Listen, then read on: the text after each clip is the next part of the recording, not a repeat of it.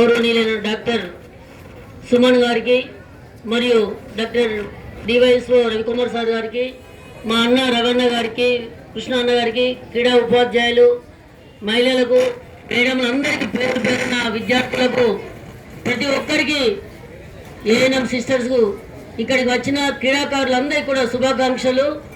మీరందరూ ఎంతో కష్టపడి గ్రామాల్లో వివిధ పాఠశాలలో మీరు నిరంతరం ప్రాక్టీస్ చేస్తూ ఈ పోటీల కొరకు వస్తున్నారు.